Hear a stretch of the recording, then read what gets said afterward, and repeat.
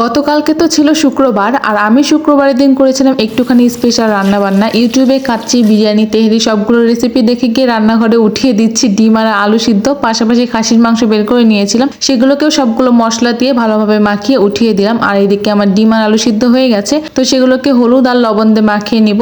আর এদিকে মাংস মোটামুটি হওয়ার দিকে, আর আমি সিদ্ধ করে রাখা ডিম আর আলুটাকে ভেজে নিচ্ছি, কিন্তু অনেক বেশি তেল ছিটে আসতেছিল, তাই দূর থেকে দিচ্ছিলাম। এরপর তো পোলার চাল বের করে নিলাম, সেগুলোকে ধুয়ে নিয়েছি। আর ধুয়ে রাখা পোলার চালের ভিতর অ্যাড করব কষিয়ে রাখা মাংসটা, আর এরপর দিচ্ছি কিছুটা কাঁচামরিচ, দেন গুঁড়া দুধ, আর সবগুলো উপাদান এখন আমি ভালোভাবে মিশিয়ে নিব। করে রেখেছিলাম এক্সট্রা করে গরম পানি, সেগুলোও অ্যাড করে দিলাম। সবকিছুকে ভালোভাবে মিশিয়ে নিয়েছি। ইউটিউবে তো কাচ্চি, বিরিয়ানি, তেহরি সবগুলো রেসিপি দেখেছি, আর এই রেসিপিটা আমার সবগুলো রেসিপির সংমিশ্রণই ঘটছে। জানি না এর নাম কি হবে বা নাম কি দেওয়া দরকার। রান্না তো মোটামুটি শেষ, এখন আমি ভেজে রাখা আলু আর ডিমটা দিয়ে নিলাম। এরপর সবগুলোর সাথে ভালোভাবে মিশিয়ে নিয়েছি। তো এখন সার্ভ করে নেওয়ার পালা, মানে এখন আমি খাবো, এই জন্য প্লেটে বেড়ে নিচ্ছি। এরপর তো খাওয়া দাওয়ার পর্ব শেষ করলাম। দেন ছিল দই, তো দুজনের জন্য দই পাটিতে এখন নিয়ে নিব। তো দই খাওয়ার পর্ব শেষ, এরপর ছিল ঠান্ডা। এই ছিল আজকে আমার স্পেশাল রান্না বান্না, খাওয়া দাওয়া। চলো তোমাদের সাথে দেখা হবে নেক্সট ভিডিওতে। Bye bye.